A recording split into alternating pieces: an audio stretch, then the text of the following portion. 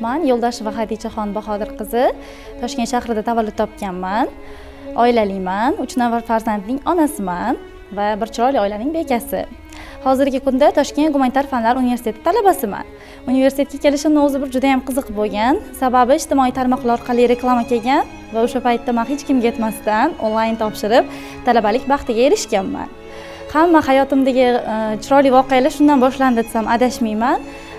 Sababiki o'zim uchun, ya'ni o'zimni bilim olishim uchun eng to'g'ri qilgan qarorim mana shu bo'lgan. Eng zo'r qarorim bo'lgan bu. Universitetga kelgan kunimdan boshlab mendagi ilk ishtiyoq, ilk qiziqish yana ham uyg'ondi. Sababiki universitetga qadam qo'ygan ilk kunimdan boshlab universitet hayoti, universitetdagi chiroyli auditoriyalar, zamonaviy uskunalar bilan jihozlangan temperament, aura, atmosfera hammasi meni o'ziga Ahadning Rabo singari jalb qilgan va ustozlarning samimiy munosabatlari meni o'qishga bo'lgan ishtiyoqimni yana ham oshirgan va o'z ustimda ishlash uchun motivatsiya bo'lgan.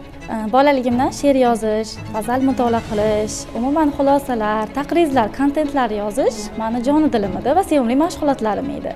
Universitetga kelgandan keyin bo'lsa, mana shu ishtiyoqim yana ham oshib, o'zim ustimda ishlashga harakat qildim.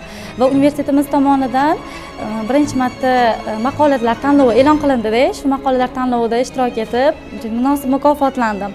Bu menga yana ham motivatsiya berdi, o'zimni ilmiy ishlarimni, ijodiy ishlarimni ko'paytirishdi. Hamda maqolalar, she'rlar yozishimni yana ham ko'paytirib, ishlarim ustida ishlash uchun menga juda ham katta rag'bat bo'ldi bu. Va shundan keyin o'zim ishlarim bilan xalqaro jurnallarda, xalqaro gazetalarda ishlarim chiqishni boshladi.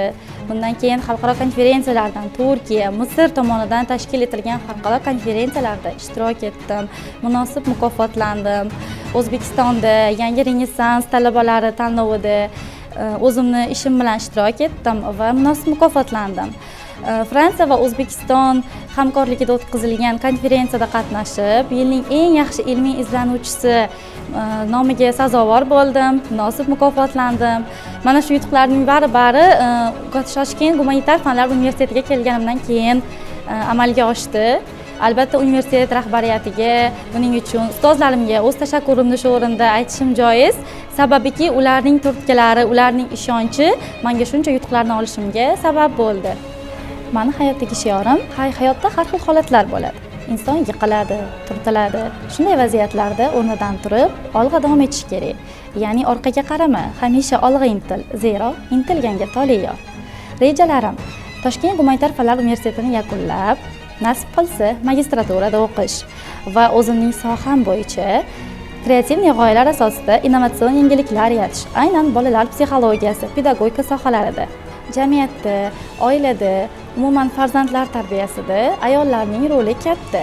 Shu sababli ham o'qib, ayol kishi bilimli ona, aqlli ayol sifatida o'zini isbotlash kerakligini hamda jamiyatda o'zining o'rnini topish kerakligini isbotlab berish va men albatta shuni o'zimga maqsad qilib oldim.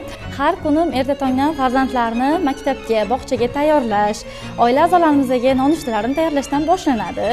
Va bu ishlarni bajarish bilan birgalikda men o'qishga borishim kerak. Undan tashqari o'zimning ijodiy ishlarim, ilmiy ishlarimni yozishim kerak.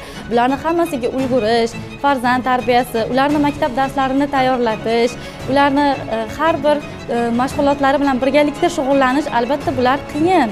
Lekin mana shu qiyinchilikni yengib o'tish uchun men hozir harakat qilyapman, o'qib, izlanib, uyni ham eplashga, o'qishni ham eplashga va kelajakda mana shuni mevasini olish uchun hozir harakatdaman. Har bir o'qigan ayol kelajakda farzandlarni tarbiya qiladi. Biz millat tayanchimiz.